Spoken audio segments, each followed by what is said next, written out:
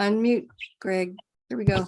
And you're going live in 5, 4, 3, 2. Hello, good evening. Welcome to the Stand Up News Live. Real news, really good. My name is Sean, and I am thrilled to introduce you to my co-anchor, David. Are we recording? Welcome again. Good evening. Thank you. Hello, everyone.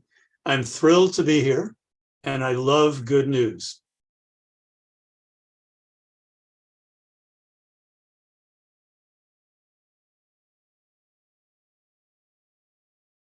You're muted, Anya. It says live. There's no reason for you guys to stop. So I will edit this video when I get to it tonight. But they're seeing us live right now, working through our technical problems. Just because we're recording the video on our home computers doesn't mean you should stop. And just because Anya decided to stop recording on her home computer doesn't mean you should stop. You don't ever stop unless you hear from me. That would be who stops you. So this is a go. We are going live when, Anya? Count them in.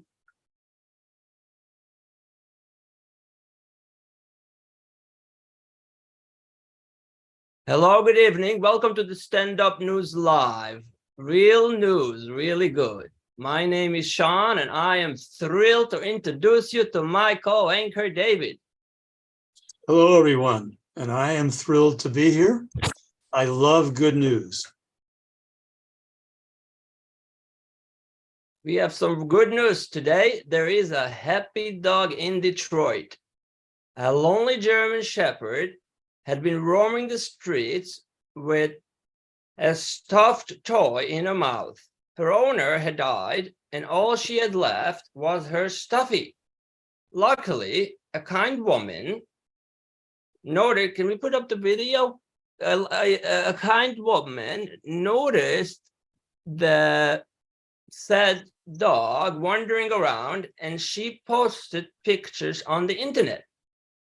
The photos stirred the hearts of many people, and they even named her Nikki. That inspired a dog rescue team to look for Nikki, and they found her. Donations started pouring in for Nikki to get healthy and ready to find her forever home. That's some lucky dog. Back to you, David. Lucky dog indeed. You remember that expression from years ago, you lucky dog? Well, maybe you don't. You're not old enough. In any event, let's go to Diane for a story about breakthroughs on bringing extinct species into the wild. Thank you, David. I remember that expression, you lucky dog. And continuing on here with the animal theme, you know, we hear an awful lot about habitat destruction, species extinction, definitely not good news. But did you know that conservationists in zoos and aquariums and botanical gardens and seed banks have a 50-50 record of success bringing extinct species back into the wild? I'm going to share just a few examples from the animal kingdom. And I'm warning you, fasten your seatbelts. The cuteness factor is off the charts here. So a pair of the world's rarest piglets were born late last year in a zoo near Cornwall, England.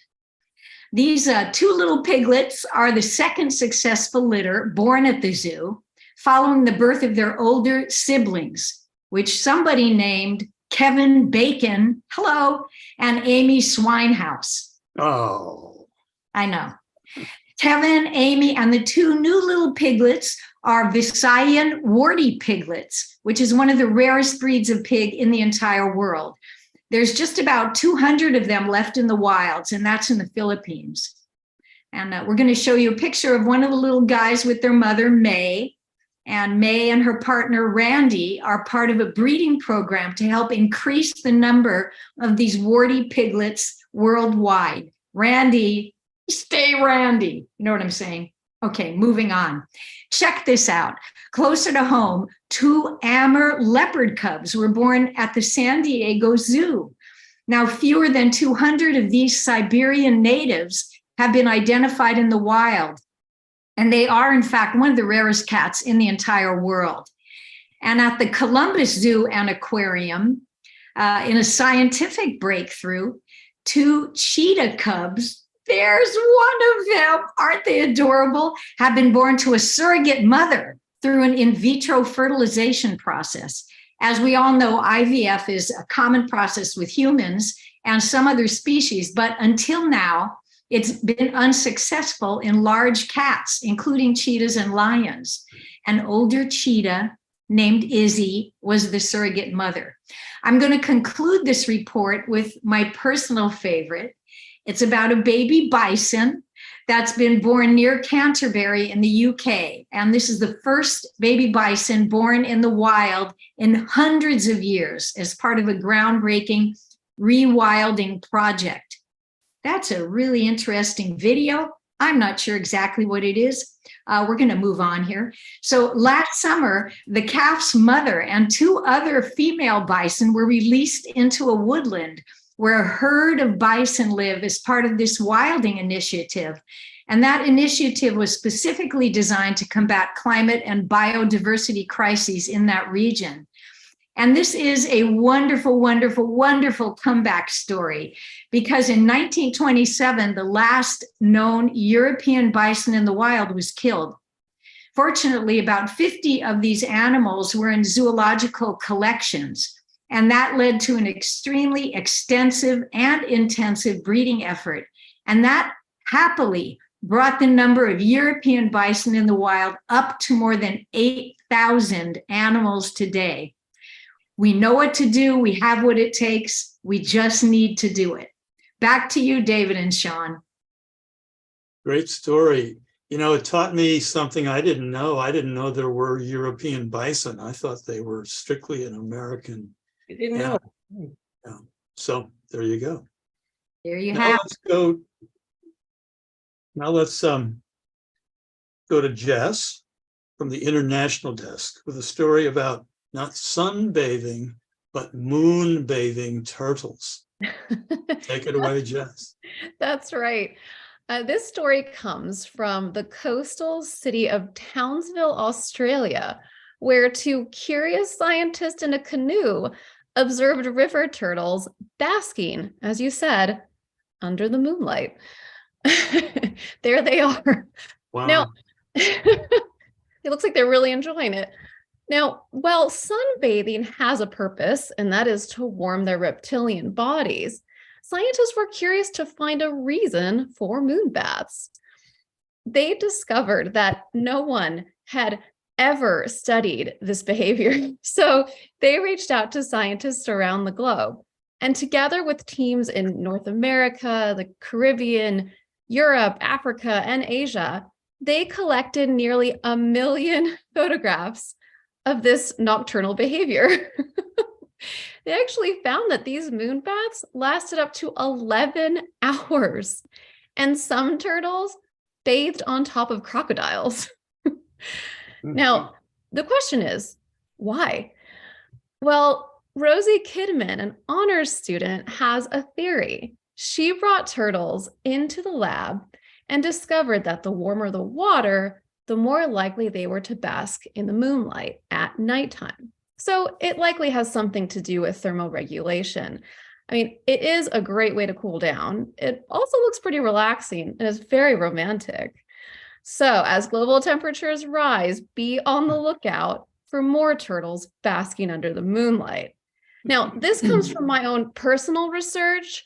Amazon sells turtle basking platforms, and I will say this is a very large product category for Amazon. It's pretty amazing. Hilarious. David, back to you. Really? Oh, yes. Really? Wow. I'm sure you can prime one to yourself. Who knew? Gracious. Next up, we have Dana with a story about helping bees. Hi, David. Hi, Sean. How are you? Good. Hey, well, I have a story tonight.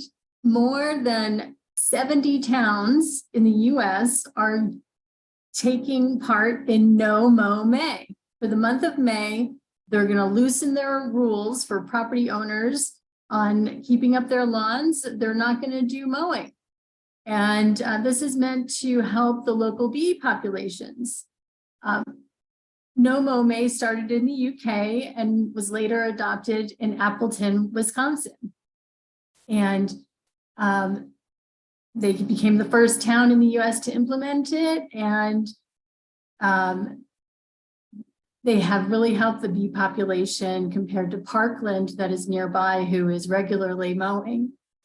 So dozens of US cities this year have taken to No Mow May and encourage citizens to let the bee-friendly plants grow in their yards.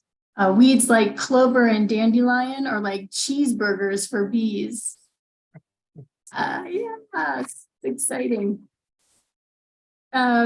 Bees are essential pollinators. Honeybees pollinate $15 billion worth of crops in the US and help farmers produce about a third of all food eaten by Americans.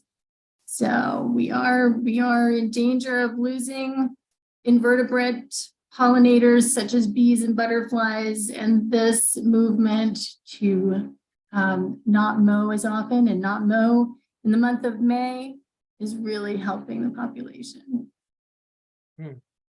We are the month of Great May. story. So there must be beehives or bee nests in the grass in the clover. Oh, definitely. I'm saying. Yeah. So mowing would disrupt that. Got it. Okay, thank you. I'm not such a great naturalist. It takes me a while to connect the dots. I still don't know that. Now I'd like to welcome our new reporter, Greg, from the local Bay Area desk, with a story about a very talented local cartoonist. Greg. Well, thank you, David. I'm Greg Hansen, your stand-up news reporter, and I have a terrific story for you about a local gentleman named Goody Godot, a pioneering Black cartoonist, and Jeanette, his wife and business partner, who became fixtures of the Vallejo, California community for more than a decade. Cleveland Goody Godot grew up in Oakland, California. His cartooning career began when he was caught drawing on boxes where he worked at a naval supply center and then was recruited to draw cartoons for U.S. naval publications. He went on to have his work published in the Oak Leaf newspaper and Playboy magazine. Godot broke ground with his Goody Cards line of African-American themed greeting cards in 1962. He had some difficulty getting his cards printed, however. He was denied bank loans. Drugstores refused to carry the cards because they thought nobody would buy cards that said, "Black is beautiful. I'm Black and I'm proud." A commemorative plaque has recently been installed at Ethnic Notions Gallery in Vallejo. And I'm looking forward to touring the gallery the next time I visit Vallejo. The pictures we are seeing are of Goody and his wife, Jeanette, and a little montage showing some of the Goody cards that he offered for sale. Godot's work is now archived at the African American Museum and Library in Oakland. And this happens to be one of those feel-good stories that makes me happy. And I don't know, Dave, when's the next time you're going to Vallejo? Let me suggest when you do, you might want to stop by and have a look for yourself. Good advice. I've lived in the Bay Area a long time, didn't know about this guy. Clearly a very talented guy. So thanks for that story. Yes, indeed. Next up is Suzette with a story about fancy public toilets. Keep it clean, Suzette. Well, the good news is that the Noe Valley Town Square is projected to get a prefabricated toilet by fall. Sounds like a long time to wait to use the bathroom. Yes. Well, you may remember back last fall, there was a proposal that got global attention, and it was actually dubbed Toilet Gate. So the public outcry was that predominantly San Francisco Chronicle columnist Heather Knight questioned why $1.7 million was going to be needed in state funds secured by San Francisco State Assembly member Matt Haney. And why was this needed to build a single stall bathroom in a little city park? So the Little Town Square opened in 2016, and the community has been waiting to go, so to speak, ever since. And fortunately now, a Reno-based public restroom company they've come forward with an offer to donate a prefab toilet 10 by 12 size, and Volumetric Building Company in Tracy, California, has stepped up to the plate to provide union laborers to prep the site and hook up the toilet pro bono. So with that donated labor, and which equals $290,000, and the prefab toilet, which is a reduced cost at $135,000, the project is now looking at being $300,000 as opposed to the 1.7 million. Okay, so San Francisco Park and Rec Department tends to use the remaining funds which happens to be $1.4 million, to install a modular bathroom at the Presida Park in Bernal Heights. So now this is another little city park that could get a toilet. And hopefully that won't cost 1.4 million. Hopefully that'll be around the 300 million or 300,000, but who knows? The whole point is the Little Town Square in Noe Valley actually hosts many community events, such as free concerts, Saturday farmers markets, Sunday free yoga, and it's going to make all the difference to have a toilet for the little square. Now, Matt Haney says he's happy Noe Valley and Bernal Heights are looking at getting public toilets faster and cheaper, and he hopes that this will bring new reform at the city level so that we can do something about this exorbitant cost that we're having here. So, wow, right? Amazing. Who would have thought a simple toilet could cost so much, but only in San Francisco? Now, the question is, how many toilets will we get for $1.7 million? Very good, Suzette. I mean, I would never think that a toilet story could be so entertaining, but only from you. And now back to my co-anchor, David, we got a story about Candyman, almost kind of. That's right. So Senator Todd Young of Indiana has a sweet new gig.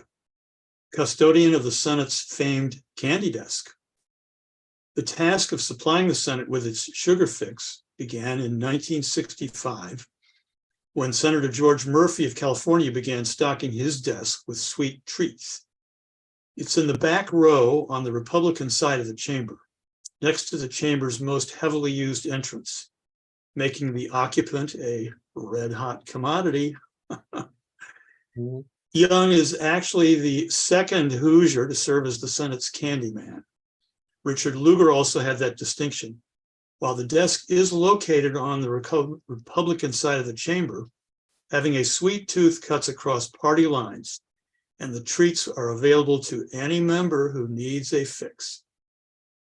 The desk will be stocked with products from the senator's home state, including such local specialties as toxic waste from New Albany Sugar Shop, sour punch straws from the Sweet Tooth in Munster, and mini chocolate bars from the Endangered Species Chocolate in Indianapolis.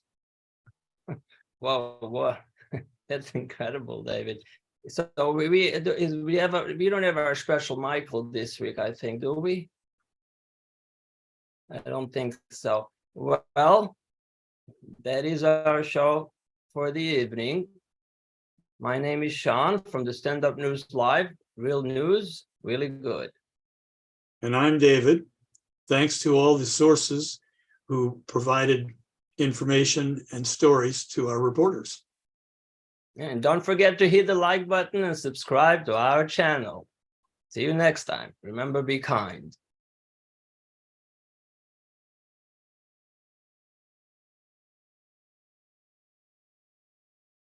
That was very wonderful. All the new anchors and the new reporters, I mean. Wasn't that fun? Good job.